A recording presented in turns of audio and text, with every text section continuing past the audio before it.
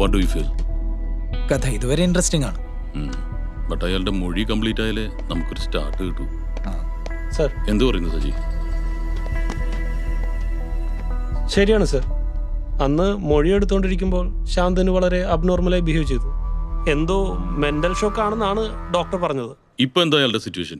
ഒന്നും പറയാറായിട്ടില്ല എന്നാണ് ഡോക്ടർ പറഞ്ഞത്. സാർ, ഇത് ആ കേസുമായി ബന്ധപ്പെട്ട എൻ്റെ ഇനീഷ്യൽ ഫൈൻഡിങ്സ് ആണ്. ഇതിൽ പറയുന്ന ഈ പഞ്ചലോഹ വിഗ്രഹം ഗൗതമന്റെ കയ്യിൽ എങ്ങനെ വന്ന് പെട്ടത്? ആന്റിക് ബിസിനസ് ഒന്നുമല്ല സർ, അത് അയാളുടെ കുടുംബക്ഷേത്രത്തിലെ എന്നാണ് പറയുന്നത്. എന്നിട്ട് ആ കുടുംബക്ഷേത്രത്തിനെ കുറിച്ച് അന്വേഷിച്ചു? ഇല്ല സർ, അന്വേഷിക്കാം. ഈ ഗൗതമന്റെ സ്റ്റേറ്റ്മെന്റ് എന്താ? സംഭവം നടക്കുന്നതിന്റെ തലേ ദിവസം എന്തോ സെമിനാറിൽ പങ്കെടുക്കാനാണ് അയാൾ ട്രിവാൻഡ്രത്തേക്ക് പോയത്. സെമിനാർ ക്യാൻസലായി പിറ്റേ ദിവസം തന്നെ അയാൾ വീട്ടിലേക്ക് വന്നു. വീട്ടിൽ വന്ന് കയറിയ ഗൗതമൻ കാണുന്നത് അകത്തു നിന്ന് പുറത്തേക്ക് ഇറങ്ങി ഓടുന്ന ശാന്തനുവിനെയാണ്. അകത്ത് ചെന്നപ്പോൾ ഭാര്യയെ തലക്കടിച്ചു കൊന്നിരിക്കുന്നു. And she was raped too. അതെ സർ.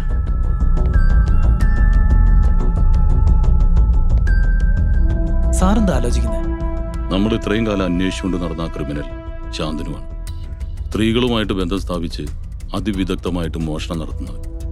പക്ഷെ ഇതുവരെയായിട്ട് ഒരു കേസിലും റേപ്പ് റിപ്പോർട്ട് ചെയ്യപ്പെട്ടിട്ടില്ല. പിന്നെ ഇവിടെ മാത്രം അതെങ്ങനെ നടന്നു? സജി, ശാന്തനുവിനെ ഹോസ്പിറ്റലിൽ അഡ്മിറ്റ് ചെയ്താരാണ്? വല്ല ഇൻഫർമേഷൻ? ഇല്ല സർ. അപ്പൊ പോലീസ് സ്റ്റേഷനിൽ ആരാണ് ഇൻഫോം ചെയ്തത്? ഹോസ്പിറ്റലുകാരാണ് ഇൻഫോം ചെയ്തത്. അവർ തന്ന ശാന്തനുവിന്റെ പ്രോപ്പർട്ടീസിൽ വിഗ്രഹം ഉണ്ടായിരുന്നു. ഓ സർ, ഒരു ഡൗട്ട്. യെസ്. സെക്സിൽ ഏർപ്പെട്ടതിന് ശേഷം ശാന്തനു വിഗ്രഹം മോഷ്ടിക്കാൻ ശ്രമിക്കുന്നത് ഈ കൊല്ലപ്പെട്ട സ്ത്രീ കണ്ടിട്ടുണ്ടെങ്കിലോ? സ്വാഭാവികമായും അവരത് തടയാൻ ശ്രമിക്കും. ആ സ്ട്രഗിളിനിടയിലാണ് മർഡർ നടക്കുന്നതെങ്കിൽ സംഭവിക്കാവുന്നതാണ്. പക്ഷെ പൂർണ്ണ സമ്മതത്തോടെയുള്ള സെക്സ് റേപ്പിലും തമ്മിൽ വ്യത്യാസമില്ല നാസറേ. സജി, പോസ്റ്റ്മോർട്ടം റിപ്പോർട്ട് കിട്ടിയോ? ഓ സർ, റേപ്പ് ചെയ്തതിനു ശേഷം തലക്കടിച്ചു കൊന്നു എന്ന് തന്നെയാണ് റിപ്പോർട്ട്. അപ്പോൾ that doubt is clear. Sir, ശാന്തനുവിനെ ഹോസ്പിറ്റലിൽ എത്തിച്ചിട്ട് മുങ്ങിയ ഒരാളല്ലേ, അയാളെ പൊക്കാൻ കഴിഞ്ഞാൽ ഒരു ക്ലൂ കിട്ടില്ലേ? തീർച്ചയായിട്ടും. ഹോസ്പിറ്റലിൽ CCTV ഉള്ളതല്ലേ, അപ്പോൾ അധികം മെനക്കെടേണ്ടി വരില്ല. പക്ഷെ ശാന്തനു സംസാരിക്കാതെ നമുക്ക് മുന്നോട്ട് പോകാനാവില്ല. ഹീറോ ആരാ വില്ലൻ ആരാ എന്നുള്ളത് ഇപ്പോഴും സസ്പെൻസ് അല്ലേ?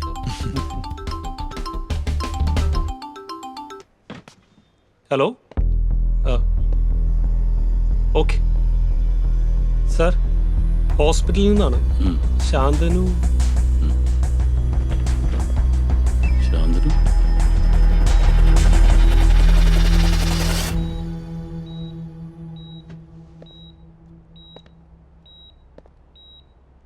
Come on Shantanu, speak up. തന്റെ ഭാവാഭിനയം കണ്ടു നിൽക്കാനുള്ള സമയമില്ല ഞങ്ങൾക്ക്. അതിനുശേഷം അന്ന് അവിടെ എന്താ സംഭവിച്ചത്?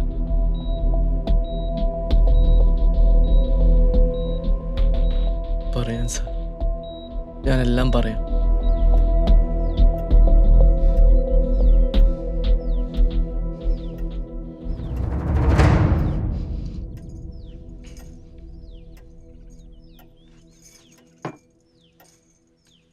കുറച്ച് വെള്ളം കുടിക്കുന്നോ?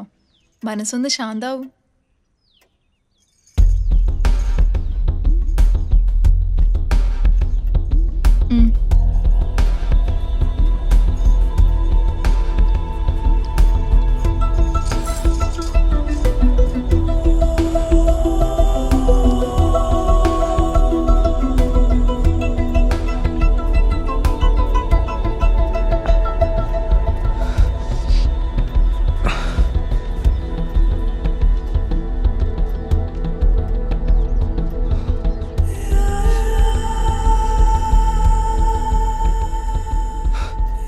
എന്തുപറ്റി ശാന്തനു?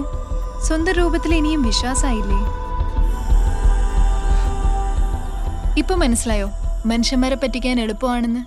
അതിപ്പോ എനിക്ക് തന്നെ വിശ്വാസമുണ്ടല്ലോ എനിക്ക് എന്നെ പറ്റിക്കാൻ സാധിച്ചത്. വിശ്വാസോ? അതും മനുഷ്യന്മാര് തമ്മില്. അതങ്ങനെയല്ല ശാന്തനു. സ്വന്തം സ്വാർത്ഥതയ്ക്കും ഇഷ്ടങ്ങൾക്കും വേണ്ടി മനുഷ്യൻ എന്ത് കല്ല് വെച്ച നുണയും വിശ്വസിക്കും. അത് ശരിയാ. അതുകൊണ്ടാണല്ലോ ഈ കല്ല് വെച്ച നുണ ഞാനും വിശ്വസിച്ചത്. എന്നിട്ട് വല്ലോ നടന്നോ? അതുമില്ല. ഇനിയിപ്പോ ഇത് കളഞ്ഞേക്കല്ലേ? ഏയ്, അത് കളയല്ലേ. അതിങ്ങതാ.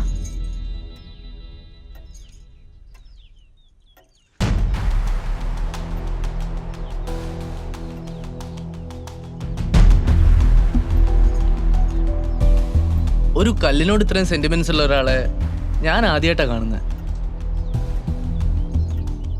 ശാന്തനു പുരാണത്തിൽ അഹല്യയുടെ കഥ കേട്ടിട്ടുണ്ടോ? ശാപം കിട്ടി കല്ലായി മാറിയ അഹല്യ. അതുപോലെ ശാപം കിട്ടിയ ജന്മം എന്റേത്. അഹല്യ തെറ്റ് ചെയ്തുകൊണ്ടല്ലേ ശാപം കിട്ടിയേ? ഇയാളെന്ത് തെറ്റാ ചെയ്ത്? പ്രണയം. പ്രണയിക്കുന്നൊരു തെറ്റാണോ ശാന്തനു? ഞാനിത് പറയാൻ പാടില്ല, പക്ഷെ ആളെന്തരോ നോക്കി പ്രണയിച്ചില്ലെങ്കിൽ പ്രണയം ഒരു തെറ്റാണ്. ഒരിക്കലും അല്ല. അങ്ങനെ പ്രണയം തെറ്റാണെങ്കിൽ ദേവേന്ദ്രനെ ഒരു കുറ്റക്കാരനല്ലേ? അതെ, പക്ഷെ അതും ഇതുമായിട്ട് എന്താ ബന്ധം? ബന്ധമുണ്ട് ശാന്തനു. ഈ കല്ല് എനിക്കൊരു ഓർമ്മയാണ്. അതിലുപരി ഒരു ഓർമ്മപ്പെടുത്തലാണ്. ഓർമ്മയോ? ആരുടെ ഓർമ്മ?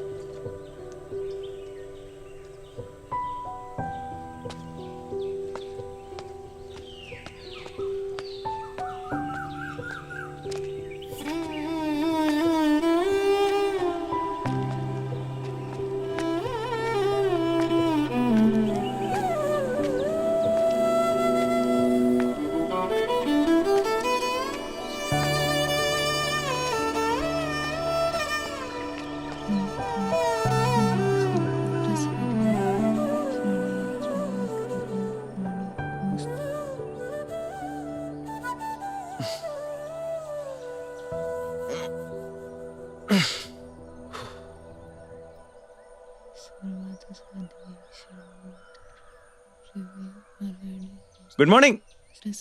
ഹലോ.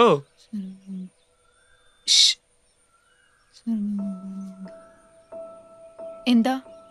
ഞാൻ ഇന്ദ്രൻ. ഔട്ട് ഹൗസിൽ പുതിയതായിട്ട് താമസിക്കാൻ വന്ന. അല്ല, ഇന്നലെ പരിചയപ്പെടാൻ പറ്റിയില്ല. അതുകൊണ്ടൊന്നുമില്ല, ചുമ്മാ പരിചയപ്പെട്ടളാന്ന് വിചാരിച്ചു. ഞങ്ങളുടെ വീടും പരിസരമൊക്കെ ഇഷ്ടായോ? ഇഷ്ടായിരുന്നു. ഞാൻ ആ കുട്ടിയോട് ഇന്നത്തെ പത്രവും ചോദിക്കായിരുന്നു. ഓ, അതിനെന്താ? അഹല്യ ആദ്യത്തനെയും പത്രികാം സ്വീകൃത്യാൻ തദാതു. ഇയാളുടെ നാടെവിടെയാ? തറവാടൊക്കെ കണ്ണൂരാണ്. പഠിച്ചു വളർന്നൊക്കെ ബാംഗ്ലൂർ. ആ ഫാമിലിയൊക്കെയോ? അച്ഛനും അമ്മയൊക്കെ ചെറുപ്പത്തിലേ മരിച്ചു. ഓ, ഇപ്പോ നാട്ടിലെങ്ങനെ പറയത്തൊക്കെ ബന്ധുക്കളാരും ഇല്ല. അപ്പൊ കല്യാണം കഴിഞ്ഞിട്ടില്ല. പറ്റിയൊരാളെ കണ്ടുപിടിക്കണം. ഇയാൾ എവിടെ ജോലി ചെയ്യുന്നേ? ഇവിടെ എങ്ങനെ എത്തിപ്പെട്ടു? അത് ഞാൻ ജോലി റിസൈൻ. ഗുഡ് മോർണിംഗ് ചിത്തി. Good morning. ആ, രണ്ടുപേരും ഉണ്ടല്ലോ രാവിലെ തന്നെ. പിരിവിന് ഇറങ്ങിയതാണോ? ഞങ്ങൾക്ക് ചിത്തിയുടെ കയ്യിൽ നിന്ന് ഒരു സ്പെഷ്യൽ കോഫി കുടിക്കണം, പിന്നെ മ്യൂസിക് ഡയറക്ടറെ കാണണം, കമ്മീഷൻ വാങ്ങണം, അങ്ങനെ ഓരോരോ കാര്യങ്ങൾ. എന്നോട് തന്നെ വേണോ ഈ സോപ്പ്? ഒരിക്കലും കുളിക്കാത്ത എവന്റെ എവിടെ നിന്ന് ചിത്തിയ സോപ്പ്? പിന്നെ ചിത്തി ഉണ്ടാക്കുന്ന ഇഡ്ഡലിയുടെ ചമ്മന്തിയുടെ ഒക്കെ ടേസ്റ്റ് ഇടയ്ക്കിടയ്ക്ക് അവൻ പറഞ്ഞു വെള്ളം ഇറക്കാറുണ്ട്. ആണോ? ഇതങ്ങ് തുടച്ചു കളാം. ഇനിയിപ്പോ ആ വെള്ളം ഇറക്കി വെക്കുന്നതായിരിക്കും നല്ലത്. ഇന്ന് ഇവിടെ എല്ലാവർക്കും വ്രതവാ. വെറുതെ പൊക്കി അടിച്ച വേസ്റ്റ് ആയി. അല്ല, നിങ്ങളീ പറഞ്ഞ മ്യൂസിക് ഡയറക്ടർ ആരാ? ബെസ്റ്റ്. ചിട്ടിയുടെ മുമ്പിൽ നിൽക്കല്ലേ? ഇതാരെന്നാ വിചാരം? ഭാവിയിലെ ഇളയരാജയാണ്. നീ ആവശ്യമില്ല ആ പുള്ളിയുടെ പേരൊന്നും പറയല്ലോ. അവസാനം ആ പുള്ളി അതിന് റോയൽറ്റി ചോദിക്കും. കിണിച്ചുട്ടാലും താൻ മ്യൂസിക് കമ്പോസർ ആണോ? സിനിമയൊക്കെ ചെയ്തിട്ടുണ്ടോ? ഇല്ല, ആദ്യ സിനിമയുടെ കമ്പോസിംഗ് നടക്കാണ്. അതിന് പറ്റിയൊരു സ്ഥലം നോക്കി നടക്കുമ്പോഴാണ് ഇവരെ എന്നെ ഇങ്ങോട്ട് കൊണ്ടുവന്നത്. പാട്ടൊക്കെ സെറ്റ് ആവുമ്പോ ഞങ്ങളെ കേൾപ്പിച്ചു. പിന്നെന്താ, എല്ലാവരും ഉണ്ടല്ലോ അല്ലേ? സാർ എങ്ങനെയുണ്ട് വീടും സൗകര്യങ്ങളൊക്കെ? എന്തെങ്കിലും ഉണ്ടെങ്കിൽ പറയാൻ മടിക്കണ്ട. ഉറപ്പായിട്ടും പറയാം സാർ. ആ, നിങ്ങളോട് നിൽക്ക്, ഞാൻ ക്യാഷ് എടുത്തിട്ട്. ശരി, ഓക്കെ. എന്നാ പിന്നെ ഞാൻ ചെല്ലട്ടെ, കുറച്ച് പണിയുണ്ട്. ശരിടാ, ഓക്കെ, ആയിക്കോട്ടെ. അളിയാ, പുള്ളിക്ക് ഏത് പമ്പ് ഹൗസിലാണ് ജോലി? എടാ, പമ്പ് ഹൗസ് അല്ല, കമ്പോസിംഗ്. പാട്ട് കമ്പോസ് ചെയ്യൂലേ? അങ്ങനെ അണ്ണാ,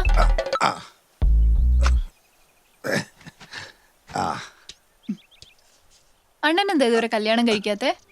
കല്യാണമാ? അത് ശരിയാവില്ല. നമുക്കിങ്ങനെ പറഞ്ഞു നടക്കണം ലോകം മുഴുവൻ. കല്യാണം കഴിച്ച കാലിൽ ചങ്ങലയിട്ട പോലെയാ. അപ്പോ കുറച്ച് കഴിഞ്ഞാ അണ്ണനും ഇവിടുന്ന് പോവുമല്ലേ?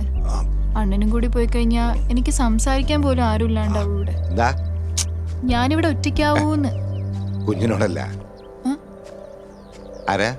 ആ ഇതിവിടെ പുതുതായി വാടകയ്ക്ക് വന്നതാ.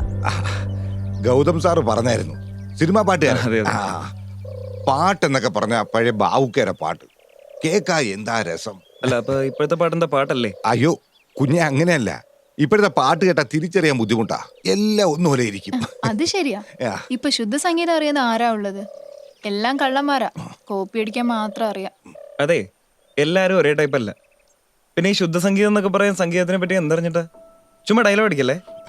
പോട്ടെ മോനെ, വിട്ടുകളാ. അണ്ണാ എന്നാ ഞാൻ അങ്ങോട്ട് പോവാ. അടുക്കളയിൽ കുറച്ച് പണിയുണ്ട്. അങ്ങനെ അവനവന് പറഞ്ഞിട്ടുള്ള പണി വല്ലതും പോയി ചെയ്യും. മോളെ, കഞ്ഞിക്ക് കാലാങ്കി വിളിക്കണേ, വല്ലാത്ത പരവേശം. പണി കഴിഞ്ഞ അപ്പുറത്തേക്ക് വന്നാ മതി. അതെങ്കിലും തേഞ്ഞെടുത്തേ.